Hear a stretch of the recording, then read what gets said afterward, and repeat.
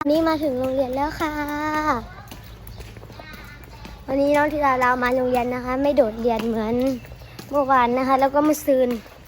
วันนี้มาโรงเรียนแล้วห่อข้าวมากินด้วยค่ะเพราะว่าเกิดอีหยังขึ้นแปลกใจพอผู้และทั้งบ้านหลายคนตื่นตระหนกตกใจลูกสาวธิดาลาวตื่นเศร้าและกระบ่ยอมกินข้าวอยู่ที่เฮือนมุ่งหน้าไปที่โรงเรียนเกิดอีหยังขึ้นกันแท้สบายดี FC แฟนคลับทุกทานมาพบมาพ่อกัน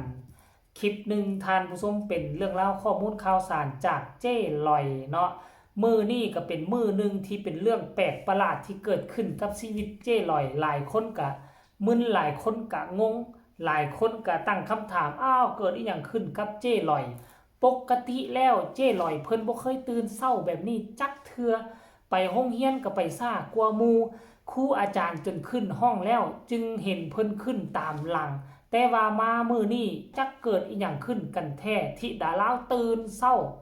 แม้แต่ข้าวเช้าก็บ่ยอมกินเพราะย่านบ่ทันโรงเรียนย่านบ่ทันเข้าลบทุ้งว่าซะเด้นุ่งเครื่องได้แล้วก็ฮีบห่อข้าวต้มขนมห่อของกินสั่งให้ข้าเจ้าไปส่งที่โรงเรียนอย่างไววา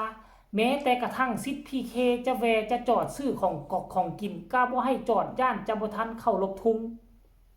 มุ่งหน้าไปส่งมื้อนี้มันเป็นมื้อแปลกที่ธิดาลาวไปโรงเรียนเช้าทั้งปรารถนาก็ถ่ายคลิปเอาไว้เบิ่งว่ามาส่งส่งมาทันยังบ่พอได้มีเวลาเหลือเฟือมากวดมาพาน้องๆทำความสะอาดเดินโรงเรียนอีกตื่ม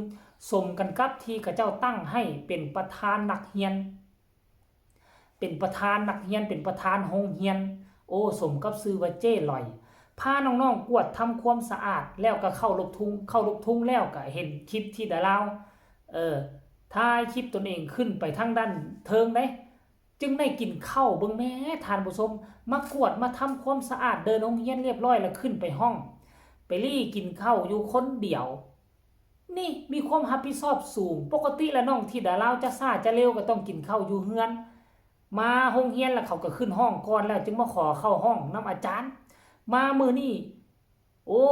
ก็ถือว่าเพิ่นมีการเปลี่ยนแปลงไปหลายได้ในวัยส่ำนี้ท่านผู้ชมเอาละสิ่งใดบ่ดีพี่น้องก็พากันตำหนิติเตือนน้องก็จะเปลี่ยนจะแปลงไปในทางที่ดีรายละเอียดให้ทุกคนไปชมคลิปนี้ให้มันเห็นกับตาว่าเป็นจังใดท่านผู้ชม FC แฟนคลับมาส่งที่ดาราอยู่ที่โรงเรียนบรรยากาศสวัสดีค่ะนี่เป็นบรรยากาศโรงเรียนของน้องธิดานะคะวันนี้ก็มาส่งประธานนักเรียนไหวเนเนาะท่านโรงเรียนท่านเคารพทุกชั้นเนี่ยดอกอันนี้เป็นน้องๆค่ะเพื่อนธิดาแล้วก็น้องๆธิดานี่แหละคือมันแท้ทำไมหมันจังเลยมันอยู่เพราะว่าไม่ได้มาหลายวันชดใช้ทดแทนถูกแล้ว เอานี่แล้วค่ะมีมวยด้วยนะมีวันนี้ก็เรียนมวยเหรอคะเนี่ยไม่เขาซื้อไปอ๋อเมื่อวานเหรอคะวันนี้ไม่ได้เรียนเหรอมวยเพื่อสุขภาพสนุกไหมคะสนุกไหมเรียนเมื่อวานนี้สนุกเพิ่นวะเรียนเมื่อวานนี้เอวเคล็ดเลยเห็นวะฝนตกเนาะก็เลยไม่ได้ใส่ถุงเท้าเนาะนี่นะคะบรรยากาศโรงเรียนนธิดาคนนะนี่แต่ข้อดีของเป็นประธานนักเรียนเนาะก็ได้กวาดพื้น ดีอยู่ตัวนี่ประธานนักเรียนนี่ก็ช่วยมูน้องๆกวาดอันพื้นกวาดอันนั้นอยู่บ่แม่นว่าสิอย่างเดียวตัวนี่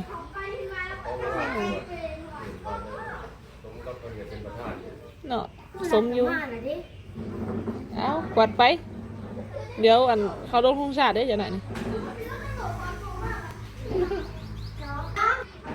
บ่ล่ะแล้วอันห้องน้องหูซื้อน้องเพิ่นบ่ล่ะบ่ธิดาน้องเพิ่นซื้อหยัง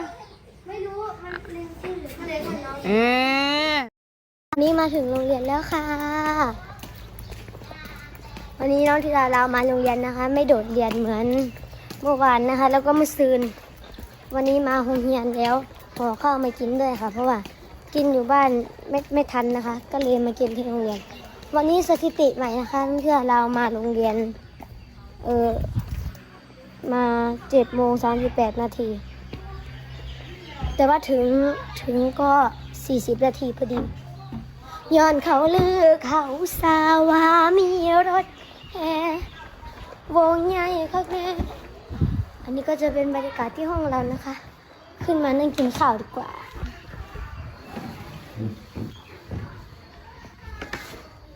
นี่มาถึงโรงเรียนแล้ว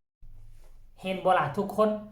ก็ถือว่าเป็นเรื่องเล่าดีๆที่พ่อแม่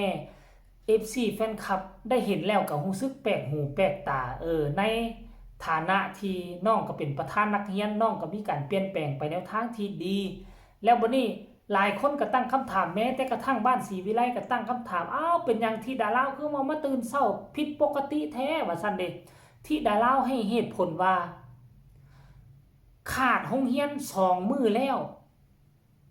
โตนโรงเรียน2 มื้อบ่ได้มาโรงเรียนน่ะ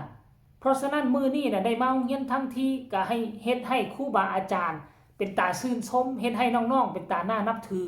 ก็เลยตื่นเช้าเข้าก็บ่กินมาโรงเรียนอย่างไววาเลยซั่นน่ะว่าท่านผู้ชมเนาะอันนี้ก็คือสิ่งที่มันเกิดขึ้นเนาะจึงได้นำมาฝากนำมาต้อนให้ MC แฟนคลับตนเองก็เป็นศิลปินที่ค่อนข้างว่ามีชื่อเสียงกระแสก็ค่อนข้างว่าดีมีน้องๆเอาเป็นแบบอย่างคันกรณีว่าเขาเอาตนเองเป็นแบบอย่างแล้วตนเองสิไปค้านโรงเรียนมือไปมือมาคันมือมาก็มาซ่าคันมือมีเวียกมีว่าอาจารย์ก็บ่ว่าดอกแต่คันถ้ากรณีมือที่บ่มีเวียกมีว่าจะมาโรงเรียนทันทีก็มาให้มันไวแน่เพื่อเป็นแบบอย่างให้กับบรรดาน้องๆที่อยู่ในโรงเรียนก็แล้วกันท่านผู้ชมเนาะอันนี้คือสิ่งที่หลายคนอยากให้เป็นในที่สุดเนาะในที่สุดคนต้นแบบของสังคมคนนี้ก็บ่เฮ็ดให้พ่อแม่ผิดหวัง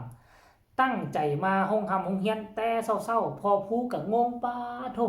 บ่กินฮอดข้าวพุ่นน่ะพอผู้กับแม่เพิ่งจักกันเพิ่นไปใส่มาฮู้แหละกลับมาฮอดเฮือนตอนเช้านี่ก็มาถามเป็นจังได๋เจ้ลอยคือไปโรงเรียนเช้าแท้มาบ่เจอฮอดลูกสาวพ่อกับแม่ก็งงเด้ก็เลยทักถามไปจักสิทธิ์พีเคก็ว่าจักเป็นอีหยังมื้อนี้เจ้ลอยอยู่บ่อยู่แล้วว่าคัดไปโรงเรียนแต่เช้าเข้าก็บ่กินสิจอดซื้อหมักทั่วก็บ่ให้จอดย่านบ่ทันโรงเรียนทั้งที่เวลามันก็มีอยู่ว่าซั่นเด้โอ้ยกลายเป็นเรื่องใหม่ของบ้านศรีวิไลเจ้ลอยเฮ็ดให้ทุกคนอึ้งท่านผู้ชมเนาะเอ้าสำหรับคลิปนี้ก็นำเสนอเพียงส่ำนี้ก็แล้วกันเด้อทุกคนฝากทุกคนกดไลค์กดแชร์ถ้าผู้ใดเห็นว่าเจ้ลอยเปลี่ยนแปลงไปในทางที่ดีเป็นไปในทางที่ FC แฟนคลับต้องการก็สามารถกดไลค์กดแชร์กดติดตามฝากข้อมูลข่าวสารว่าหยังก็ฝากกำลังใจไปให้ที่ดาราก็ฝากมาได้ทางใต้คอมเมนต์สำหรับคลิปนี้ลาท่านผู้ชมเพียงส่ำนี้ก่อนสวัสดี